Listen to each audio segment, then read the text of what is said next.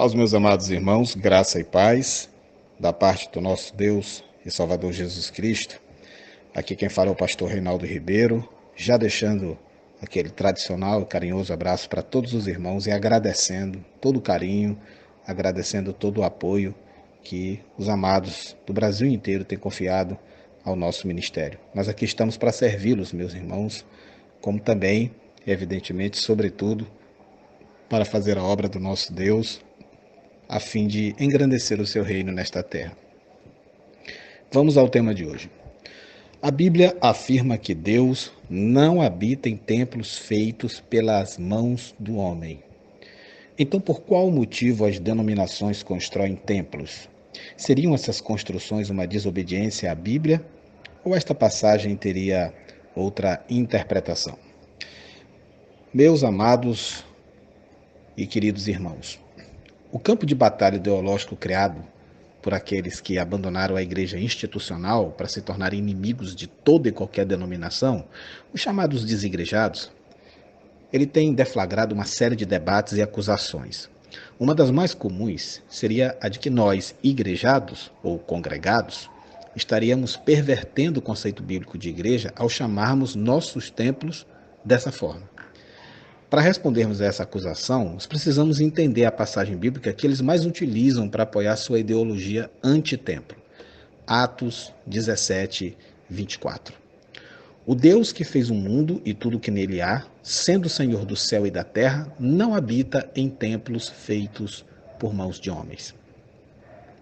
Muitas das pessoas que dizem que não há necessidade de frequentar uma igreja, congregar, utilizam esse versículo em seus argumentos. Como entendê-lo? Estaria o texto afirmando que Deus não habita nas igrejas? A Bíblia nos diz que onde estiverem 2 ou 3 reunidos em meu nome, aí eu estou no meio deles. Mateus 18, 20, palavras de Jesus. Esse texto por si só ele já deixa claro que a existência ou inexistência de um templo em nada interfere na presença de Deus, bastando apenas uma reunião sincera de adoradores de Cristo. Não há dúvidas que devemos estar congregados, reunidos em nome de Deus e sentir a sua presença, tanto nos templos como fora deles. Mas no versículo em questão, Paulo está explicando aos atenienses sobre Deus, já que estes eram politeístas, ou seja, adoravam vários deuses. Leia todo o capítulo, começando do versículo 19 até o 34, e você vai entender que Paulo estava evangelizando em meio a um povo que para cada deus montava um templo. Diana, Apolo, Zeus, etc. E também construíram um templo a um tal Deus desconhecido.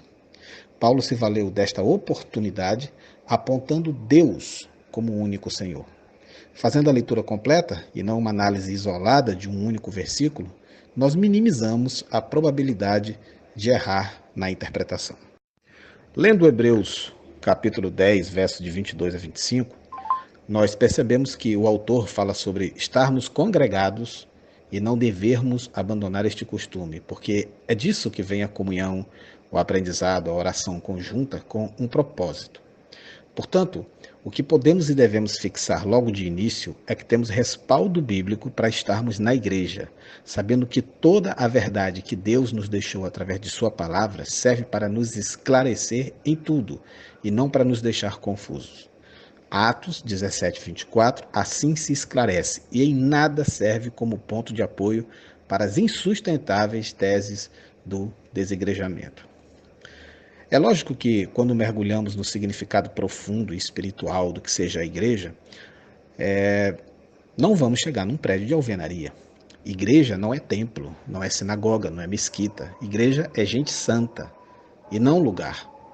Mas igreja também é a assembleia de pecadores perdoados, de incrédulos que se tornam crentes, de pessoas espiritualmente mortas que são espiritualmente ressuscitadas, de apáticos que passam a ter sede do Deus vivo, de soberbos que se fazem humildes, de desgarrados que voltam ao aprisco. Igreja é mistura de raças diferentes, distâncias diferentes, línguas diferentes, cores, nacionalidades, culturas, níveis, temperamentos diferentes. A única coisa que não é diferente na igreja é a fé em Jesus Cristo. A igreja não é a igreja ocidental, nem oriental, não é católica romana, nem a igreja protestante. Não é a igreja tradicional, nem pentecostal.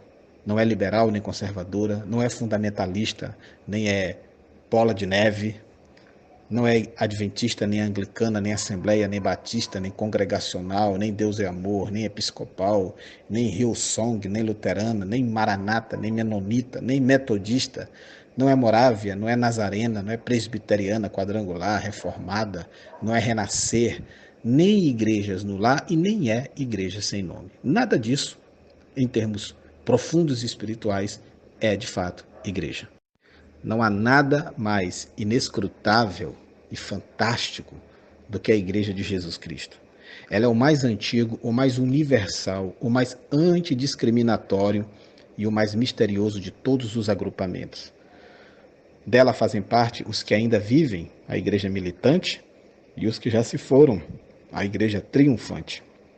Seus membros estão entrelaçados, mesmo que por enquanto não se conheçam plenamente. Todos igualmente são concidadãos dos santos, co-herdeiros com Cristo, co-participantes das promessas. Eles são nada menos e nada mais do que a família de Deus, como está lá em Efésios 2,19 e 3,15. Ali ninguém é corpo estranho, ninguém é estrangeiro, ninguém é de fora. É por isso que na consumação do século, como está em Apocalipse 21:3, eles serão povo de Deus e Deus mesmo estará com eles. A Igreja de Jesus também é chamada de Igreja de Deus, rebanho de Deus, corpo de Cristo, noiva de Cristo, e ela tem como esposa, cabeça e pastor o próprio Jesus Cristo, como diversas passagens bíblicas nos deixam muito claro. A tradicional diferença, irmãos, entre igreja visível e invisível não significa a existência de duas igrejas. A igreja é uma só, como está lá em Efésios 4:4.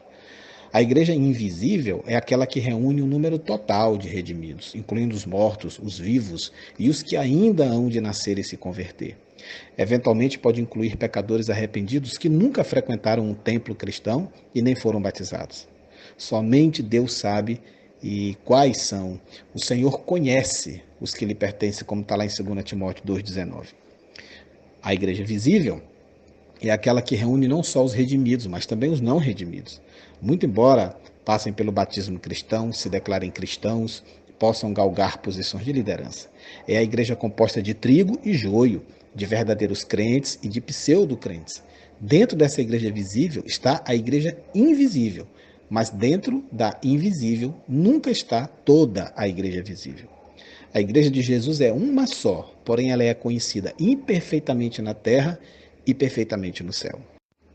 Na época de Cristo, haviam duas realidades eclesiásticas, duas instituições ligadas ao judaísmo: o Templo de Jerusalém e as sinagogas. O templo era o centro por excelência da expressão de fé, lugar onde estava a presença de Deus, segundo a tradição hebraica, onde o povo fazia as suas ofertas a Deus através dos sacrifícios.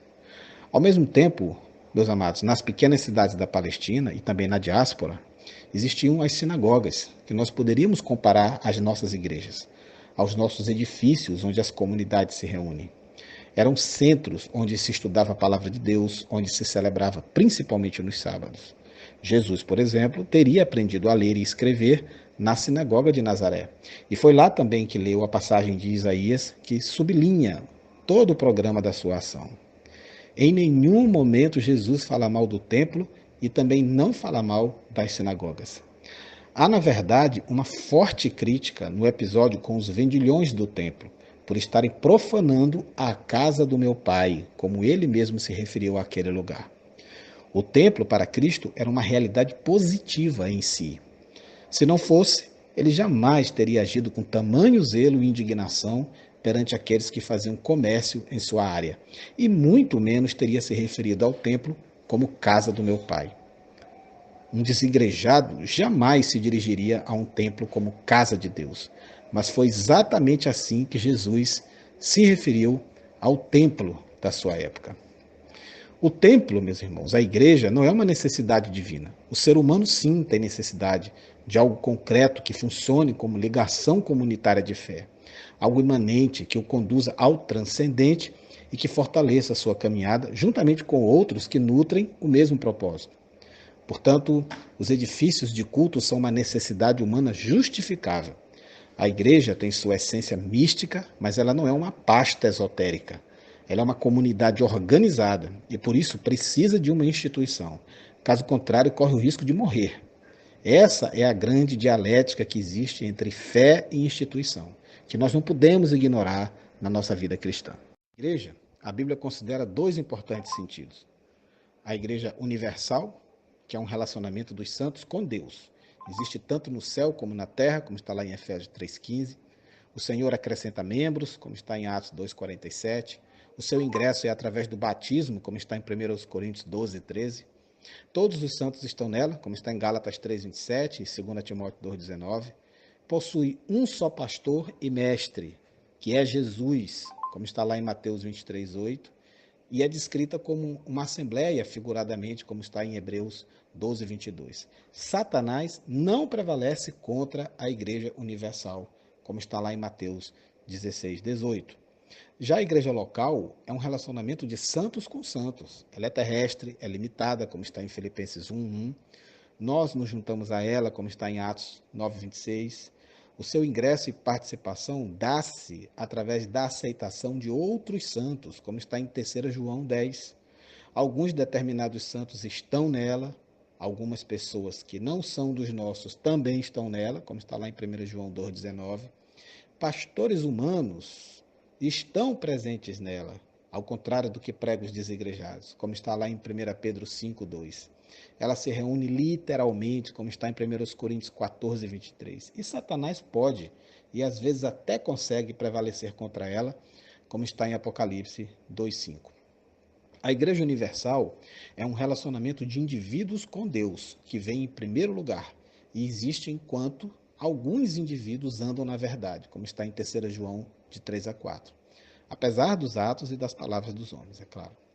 Já a igreja local é um laço adicional de santos com santos, que fazemos pela vontade de Deus para que possamos funcionar como uma unidade organizada, ou seja, funcionar coletivamente para cumprir o divino propósito dele. No Novo Testamento, uma igreja é simplesmente um grupo de cristãos que seguem a Cristo. A palavra ela pode ser usada para falar de todos aqueles que servem ao Senhor, não importa onde estejam, conforme Hebreus 12, de 22-23 nos mostra. É frequentemente usada para descrever grupos locais de discípulos que se encontram para adorar, para edificarem uns aos outros, para proclamarem o Evangelho de Jesus. É neste sentido que nós lemos sobre a igreja em Antioquia da Síria, lá em Atos 13, sobre as igrejas em Listra, Icônio, Antioquia, da Psídia, como está lá em Atos 14 e 21 até 23, sobre a igreja em Éfeso, lá de Atos 20 e 17, a de Corinto, de 1 Coríntios e 2 Coríntios, logo no início das cartas, as igrejas nas regiões da Galácia, como está lá em Gálatas 1:2, e a igreja dos Tessalonicenses também, como está no início das duas epístolas para esta igreja. É neste ambiente de igrejas locais que nós encontramos base bíblica para as nossas igrejas locais de hoje também. Isso não significa que apoiemos a construção de megatemplos ou a existência dos sistemas comuns de superestruturas de denominações, de ligas internacionais de igrejas ou de hierarquias que ligam e até governam milhares de igrejas locais. Isso tudo são invenções do homem. Mas também não significa que seja um pecado. A organização institucional da igreja pode e deve ser uma bênção, na medida em que suas ações estejam sustentadas sobre os pilares da humildade e do amor ao Evangelho. No Novo Testamento, os cristãos serviam juntos em congregações locais. Eles eram gratos pelos seus irmãos em outros lugares. Eles se reuniam em locais próprios, na maior parte das vezes em residências, não por exigência de Deus, mas por força das proibições oficiais que não lhes davam a liberdade de estabelecer um local específico de culto. Ainda assim, descobertas arqueológicas recentes, eu já citei isso aqui no grupo, na Turquia, na Síria, apontam para a existência de pequenos templos subterrâneos, datados ainda do primeiro século, provando que a primeira geração de cristãos não rompeu com a prática judaica do culto na sinagoga, no templo. Ou seja, eles consideravam legítimo o desejo de estabelecer um local, um prédio, um templo, como queiram, para o culto cristão. Conforme se espalharam pelo mundo, partindo de Jerusalém, cada cristão levou o evangelho a outras pessoas. A semente, segundo Lucas 8:11, foi plantada e produziu fruto, como está em 1 Coríntios 3:7. Esses novos discípulos começaram a adorar e a trabalhar juntos no serviço de Deus, como nos aponta Atos 2:44 e 16:40. Em cada cidade onde homens e mulheres obedeciam ao evangelho, as igrejas eram formadas, como a gente vê em Atos 14, de 21 a 23. As igrejas se reuniam regularmente para participar da ceia do Senhor, para servir a Deus e edificarem uns aos outros. Os membros dessas igrejas locais contribuíam voluntariamente para a obra de Deus, conforme ele incumbiu a cada congregação. A gente vê isso em 1 Coríntios 16, de 1 a 2 e 2 Coríntios 9:7. Não há, portanto, meus irmãos, nenhum pecado em erguermos templos em nossos dias, desde que estes ambientes se proponham ao mesmo objetivo dos primeiros cristãos. O pecado está na motivação, na finalidade e não no local. Jesus condenou os vendilhões no templo. Ele não condenou a existência do templo. Quando eu defendo a existência de templos cristãos, que ninguém entenda que eu esteja fazendo apologia a empresas religiosas. Numa era quando muitas igrejas se assemelham a corporações multinacionais, o plano simples de Deus de organização de igreja parece mesmo impensável.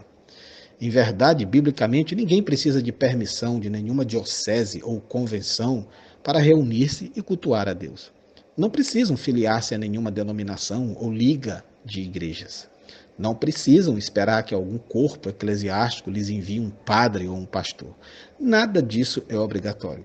Eles precisam, antes de tudo, possuir um inabalável respeito à palavra de Deus e uma determinação a fazer tudo o que ele exige e nada do que ele não autorizou.